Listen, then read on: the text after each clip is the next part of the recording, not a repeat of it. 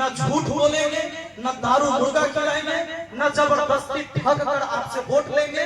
हम हार जाएंगे उसकी चिंता नहीं है। हमारे एक जयराम महतो मित्र है, अभी विधायक है झारखंड में। उन्होंने एक बात कहा था, बड़ा जबरदस्त लाइन कहा था कि अगर हम चिंता मत करिए, टेंशन मत लीजिए, हम हार भी जाएंगे ना तो तुम्हारे जीत से ज्यादा चर्चा गांव की पगडंडियों में और गली के शहरों में हमारी होगी। फिर जितनी गाड़ियों का काफिला लेकर आप लोग पहुंचे, ये काबिले तारीफ रहा। मैंने सोचा भी नहीं था। हम मुझे ये पक्का पता आज चल गया है कि कच्चा कोयला में आग बड़े लंबे समय तक टिकता है, और ये कच्चा कोयला जो है इस बार जो है करप्शन के खिलाफ आग लगा के उसको राख करने में देर नहीं करेगा। तो मुझे पूरा भरोसा है आप सब पर। और मैं आपको क्या कहूं, मेरे पास शब्द नहीं है भाई। भीड़ जुटाने के लिए तो लोग 400-400 रुपया घरे भेज रहा है, गाड़ी घोड़ा भेज रहा है, तब लोग आ रहा है। ये आपका प्यार है, और ये जो प्यार दे रहे हैं ना, ये मेरे लिए बहुत बड़ी जिम्मेदारी है। मेरे कंधे पर जो आप एक गमछा देकर सम्मानित करते हैं, गले में एक फूल का माला पहनाते हैं, मेरी पत्नी ने मुझे टीका लगाकर भेजा। ये मेरे ऊपर जिम्मेदारी है कि इतने लोगों के सुनी आंखों में तैरते हुए सपने हैं जो महनार में पूरा करना है। मुझे ये जिम्मेदारी दिया जा रहा है। और याद रखिए दोस्तों, और 2 सीट में हमने नॉमिनेशन दिया, नॉमिनेशन आपका सफल है। अब जब चुनाव चिन्ह आएगा, लगभग 20 नहीं तो 21 तारीख को चुनाव चिन्ह आ जाएगा। फिर सोशल मीडिया के माध्यम से आप जितने भी व्हाट्सएप ग्रुप में आप तमाम साथी जुड़े हुए हैं, कोने कोने तक अपने चुनाव चिन्ह को पहुंचाना होगा। वो सबसे ज्यादा जरूरी होगा, वो सबसे ज्यादा टफ काम भी होगा, क्योंकि बड़ी बड़ी पार्टियों का चुनाव चिन्ह खुद का होता है, जिसको लोग पहले से जानते रहते हैं। अपना चुनाव चिन्ह कुछ नया होगा। ये नए चुनाव चिन्ह को हर व्यक्ति तक पहुंचाना ही हमारा सबसे बड़ा काम होगा। तो इसके लिए आप तमाम मीडिया बंधु और जितने भी साथी हैं, नौजवान हैं, इनकी जरूरत पड़ेगा। आज जो नौजवानों ने जो प्यार दिखाया, मैंने कल एक वीडियो बनाकर मैंने बोला था कि नॉमिनेशन में जाएंगे तो तेल कौन भरवाएगा। आपने वीडियो देखा होगा, वो वीडियो वायरल हो रहा है फेसबुक पर। फेसबुक पर 1 मिलियन शायद हो गया होगा, थोड़ा देर पहले 9,84,000 था, जो मैं अंदर अनुमंडल में था उस टाइम। तो मैंने ये कहा था कि मैं किसी को 100 रुपया भी नहीं देने जा रहा हूँ पेट्रोल भरवाने के लिए, न दारू मुर्गा खिलाऊंगा, न मुर्गा भात का भोज होगा, न सारी कपड़ा बटाएगा। लेकिन जितनी भीड़, जितनी गाड़ियों का काफिला लेकर आप लोग पहुंचे, ये काबिले तारीफ रहा। मैंने सोचा भी नहीं था। हम मुझे ये पक्का पता आज चल गया है कि कच्चा कोयला में आग बड़े लंबे समय तक टिकता है, और ये कच्चा कोयला जो है इस बार जो है करप्शन के खिलाफ आग लगा के उसको राख करने में देर नहीं करेगा। तो मुझे पूरा भरोसा है आप सब पर। और मैं आपको क्या कहूं, मेरे पास शब्द नहीं है भाई।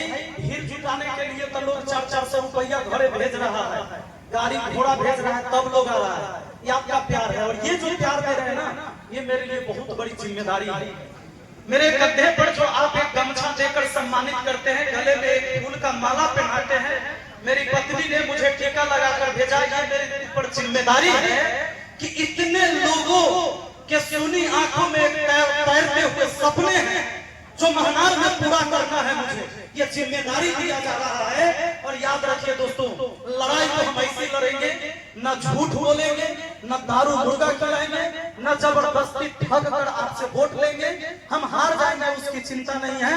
हमारे एक जयराम महतो मित्र है, अभी विधायक है झारखंड में। उन्होंने एक बात कहा था, बड़ा जबरदस्त लाइन कहा था कि अगर हम चिंता मत करिए, टेंशन मत लीजिए, हम हार भी जाएंगे ना तो तुम्हारे जीत से ज्यादा चर्चा गांव की पगडंडियों में और गली के शहरों में हमारी होगी। तो इसी के साथ हम लोग को लड़ाई लड़नी है। लड़ाई कैसे लड़ाई है?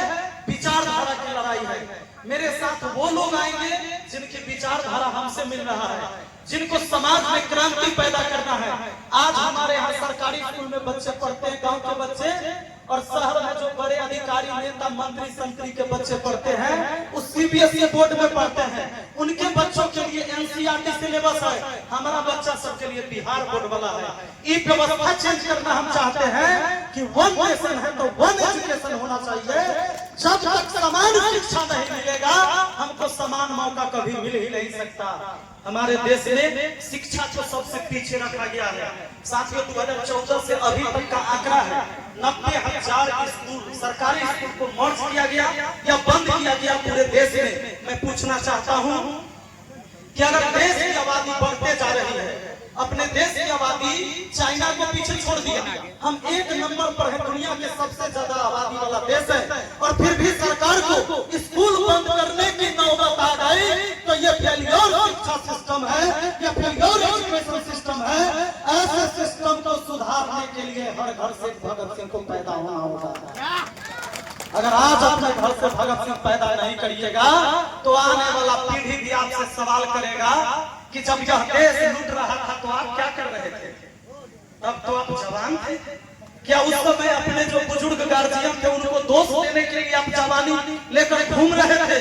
अरे जवानी अइले थोड़े मिला है। जब बचपन था तो आपके पास ताकत नहीं थी, जब बुढ़ापा आएगा तो बुद्धि तो होगा लेकिन आपके पैरों में वो ताकत नहीं होगी, आपके बाजुओं में वो ताकत नहीं होगी। लेकिन आज आप नौजवान हैं तो इस बार बदल दीजिए इस व्यवस्था को। इस व्यवस्था को ऐसे बदलिए कि कोई ये न सोचे कि हमेशा नेता के घर में खाली नेते पैदा होता है और गरीब किसान मजदूर पिछड़ा के घर में खाली वोट दाबने वाला होता है। इस व्यवस्था को चेंज कर दीजिए इस बार, और मुझे पूरा भरोसा है कि आप कर सकते हैं। कहते हैं कि तू भोर का पहला तारा है। मैंने आप लोगों के लिए बात कही है, तू भोर का पहला तारा है, परिवर्तन का एक नारा है। ये अंधेरा कुछ पल का है, फिर सब कुछ तुम्हारा है, फिर सब कुछ तुम्हारा है। तू माटी का लाल है, कोई कंकर या धूल नहीं। तू माटी का लाल है, कोई कंकर या धूल नहीं। तू समय बदल के रख देगा, इतिहास लिखेगा भूल। साथियों आज आप नौजवानों के दम पर मैं ये कोशिश कर रहा हूं कि अपने बुजुर्ग गार्जियन को समझाऊं कि जाति और पार्टी से ऊपर उठिए। अपने जाति के लिए आप लड़ने के लिए तैयार हैं, लेकिन अपना बाल बच्चा के मुंह देखकर लड़ाई नहीं लड़ना चाहते हैं। कहते हैं हमारा जात वाला नेता चाहिए, लेकिन आपको ही नहीं पता है कि आप ही के जाति का नेता ने इस देश में जब एक देश है तो दूरंग का शिक्षा व्यवस्था बनाया है। अमीर गरीब के लिए अलग है, बड़े बड़े नेता भोज एक साथ खाते हैं, गरीब जाके साथ में उसमें नहीं खाता है। आपके लिए व्यवस्था अलग है, उनके लिए व्यवस्था अलग है, लेकिन हम अपने जाति के नाम पर लड़ाई लड़ेंगे। और यही का सबसे बड़ा हथियार होता है। सबसे पहले आपको धर्म में बांटा जाएगा, फिर जाति में बांटा जाएगा, फिर पार्टी में बांटा जाएगा।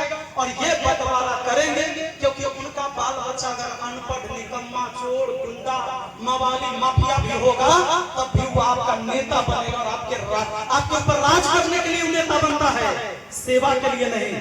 राजनीति एक सेवा का क्षेत्र है जिसको लोग रोजगार का क्षेत्र बना लिया। इस व्यवस्था को चेंज करिए। साथियों हम आपको दिल से धन्यवाद देते हैं कि जितने भी नौजवान गार्जियन मेरे भाई बहन जितने भी आज शामिल हुए हैं, मैं हमेशा आपके इस सहयोग के लिए ऋणी रहूंगा और आपके समाज के लिए, समाज में बढ़िया व्यवस्था के लिए जितनी भी लड़ाइयां लड़नी होगी मैं अपना पूरा जीवन इस समाज को समर्पित कर दे रहा हूं। रिजल्ट कुछ भी आए इससे मुझे कोई मतलब नहीं, लड़ाई कमजोर नहीं होगी, याद रखिएगा। बहुत बहुत धन्यवाद, थैंक यू।